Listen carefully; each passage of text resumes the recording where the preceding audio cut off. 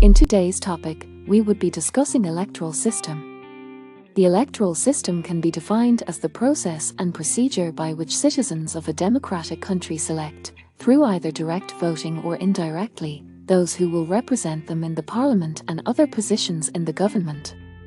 Features of electoral system: an independent and impartial electoral commission. There should be regular and periodic elections as stipulated by the Constitution. The country should be delimited into constituencies.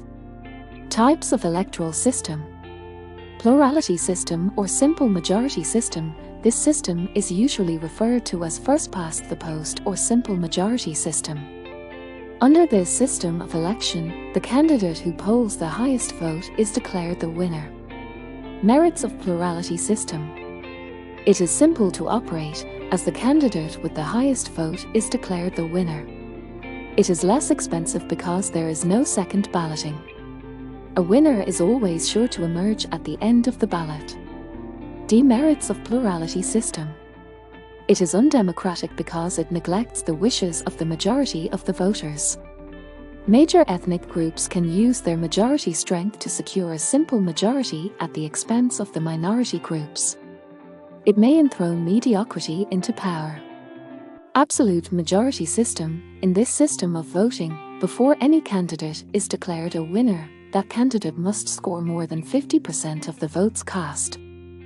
Merits of absolute majority system: it is a reflection of the wishes of the people. In this system, there is no room for an unpopular candidate. It produces credible candidates, judging from the outcome of the election. Demerits of absolute majority system: it is expensive and time-consuming. It is more cumbersome to operate than the simple plurality system. It tends to encourage abuse in the sense that it compels leading candidates to woo the support of other candidates. Second ballot system: this system involves two ballots.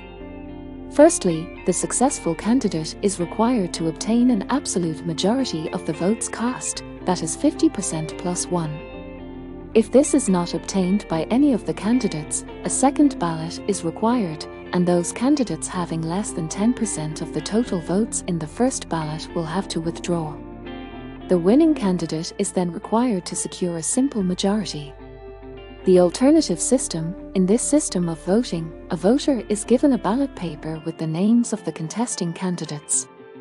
The voter has to vote by writing 1, 2, 3, 4, 5, etc., in order of his preference depending on the number of candidates contesting the election. If there is no absolute majority, the candidates who score least can be dropped, and his vote distributed to other candidates according to the second preference of the voter. Merits of alternative system: candidates backed by the voters are elected through this system. The system represents the interests of the various different groups in a country. The system is more democratic than the plurality system because it takes care of the majority of the voters. Demerits of alternative system: the system is difficult to operate due to its complexities. It encourages the formation of many political parties. This system cannot operate very well in underdeveloped nations because the majority of the citizens are illiterates who can never understand the system. Proportional representation system: this system is used to elect representatives in multi-member constituencies. It is a method used to elect representatives into the legislature. The total number of votes which a party or group scores is calculated in proportion to the total number of votes cast. There are two types of proportional representation. These are the list system. In this system, the electorate votes for a list of candidates presented by a political party, and each party wins the number of seats in that constituency according to the votes cast for that list.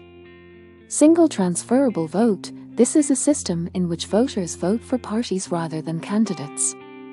Parties prepare lists in order of which they want their candidates to be elected, and these names are printed in that order on the ballot papers. After counting the votes, an electoral quota is established. Merits of proportional representation: it gives a true reflection of the popular vote. The system provides representation for all interest groups in the community. It is a more democratic system. Demerits of proportional representation. It is a complicated form of election. The system is also very expensive to operate. The system encourages the multiplication of political parties, which results in election violence. Thanks for watching. See you in the next video.